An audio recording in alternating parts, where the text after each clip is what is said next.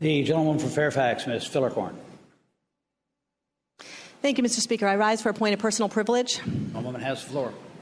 We were called back to Richmond today for a special session, for the purpose of redistricting, which is of utmost importance to all of us. But the actions we take today with regard to the Supreme Court seat currently held by Justice Jane Marum Roush will be just as significant. I am speaking today because on July 27th, I was incredibly proud to stand with the governor and other colleagues for the announcement that Judge Roush would be appointed to the state Supreme Court.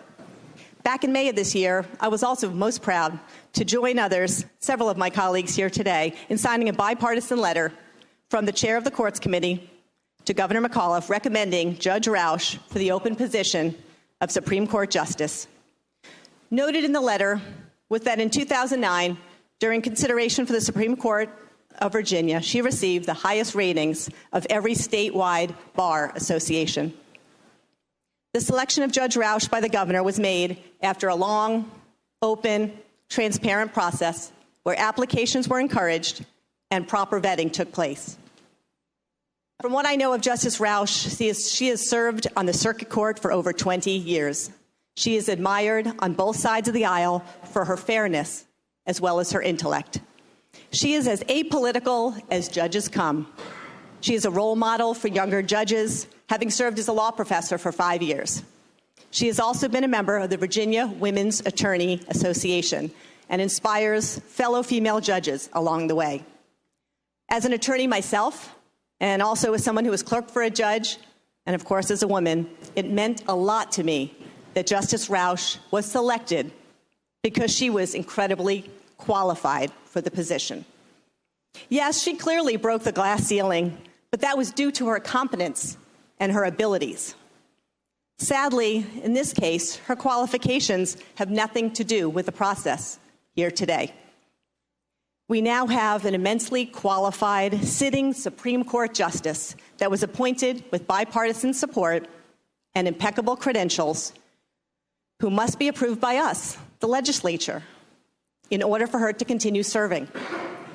Justice Roush resigned her former position and was sworn in as a Supreme Court justice pending approval of this body. Justice Roush deserves completion of that process with a hearing and an up or down vote.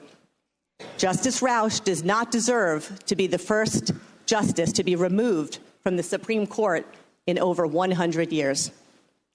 As delegates, we often hear from constituents on a variety of issues, day in and day out. I have really heard from the public on this one, asking over and over again, why is Justice Roush being removed from the court? The other day, my daughter, a college student, asked me whether it was possible that the Supreme Court justice that she was reading about in the newspaper could be removed during our upcoming special session.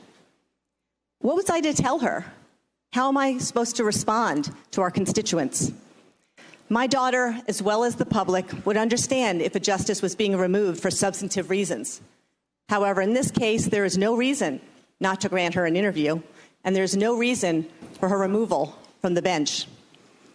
It would truly be a shame if Justice Roush, who literally broke the glass ceiling due to her impressive credentials and competence, was then pulled back behind the same ceiling due to the actions of this body. My hope is that we will have the opportunity today to allow Justice Roush to continue serving as a justice of the Virginia Supreme Court and continue her service of distinction and tremendous honor to the Commonwealth as she had done and has done for so many years. Thank you, Mr. Speaker.